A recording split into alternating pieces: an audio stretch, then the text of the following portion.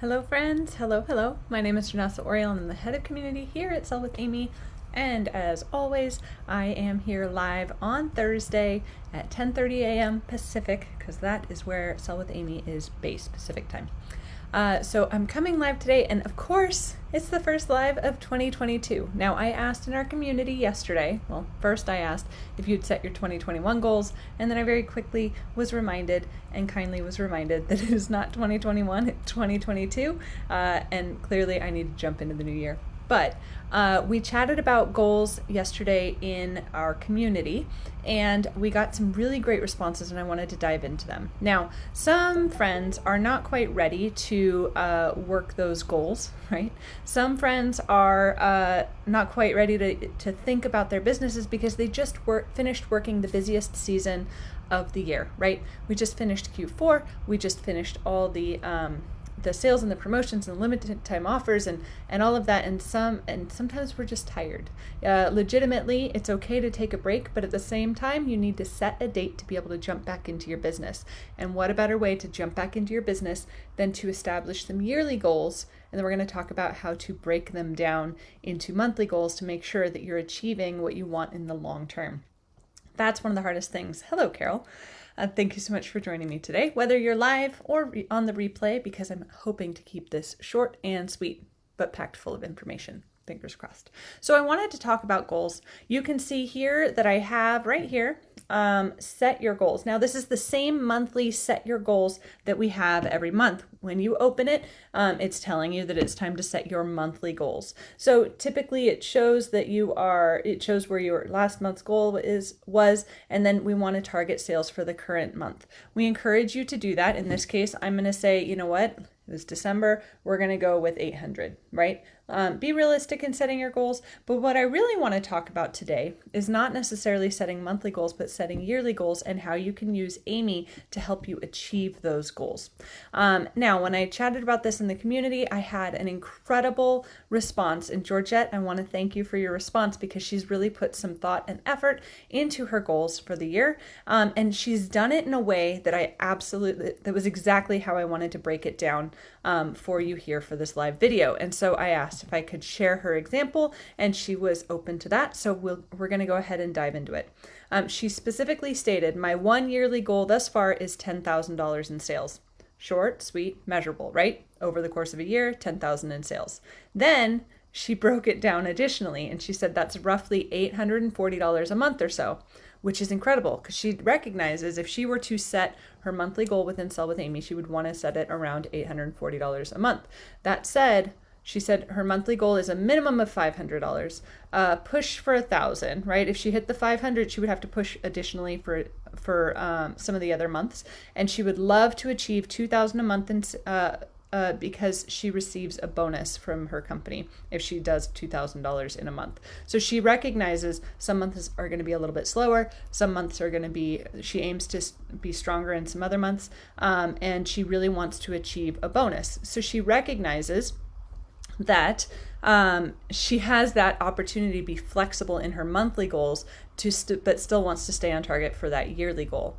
And she said that's what she has thus far. So I wanted to share that because it's a great way to break it down, and I'm going to break it down even farther. So if she wants to achieve $10,000 a year in her personal sales, then she actually needs to achieve just over $27 a day, or we'll round it up just to make sure you want to round up a little bit, $28 a day.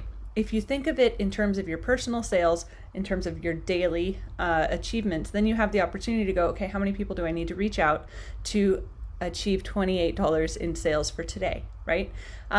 If you break it down to those daily goals, and then ideally, if you reach out, spend 5 minutes a day on your business, using Amy is a great way to do that. There are a million ways to work your business. There's a million ways to spend your time. Ideally, you're using your time efficiently, and you're not using your business and working. You want to set a you want to set a time frame that you want to work each week, ideally each day. So you can equate that to how much you want to earn. You can equate that to what you have going on in your life, because we know your business is not the only thing. It's a part of your life, but it's not the only thing that you have going on. You have more than just your business. So how much time are you willing to dedicate to your business to achieve your daily goal in sales, right? So if you break it down to the daily goals, that's the ideal way to achieve big goals, right? Small habits, daily habits yield to huge results, but you don't necessarily get those huge results unless you break things down and work them daily. Rami, good to see you too. And hello to Christina. So excited that you're joining today. So I'm looking at my time. I'm doing okay. Big point. The point of today is take your yearly goal, break it down into bite-sized pieces. And ideally, we know this tool, Sell with Amy, is an incredible tool. And those who consistently work in Amy, and that's the key word. Amy is an incredible tool, but only if you use it. We don't send messages without, you can't schedule messages out. You can't schedule mass messages. There's a reason for that. This is a tool that is meant to be used in small chunks of time each day. If you use this in small chunks of time each day, those that have achieved their best months ever when they're really consistent with this. Now, being consistent with it 1 month and then skipping it, maybe you're consistent with it towards the end of an incentive period, for example.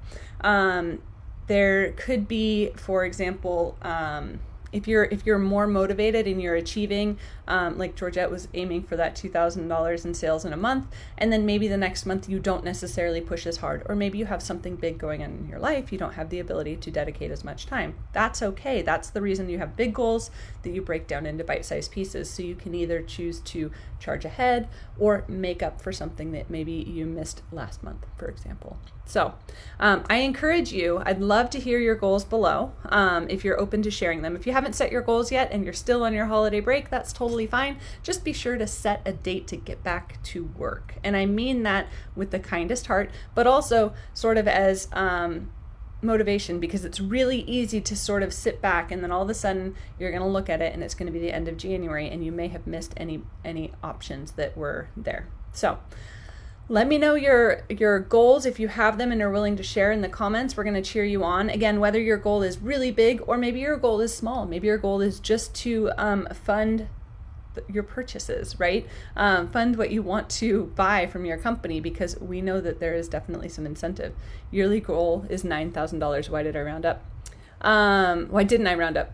You can still round up. Sherry, the other thing is, once you've set your goal for your year, you can change it, right?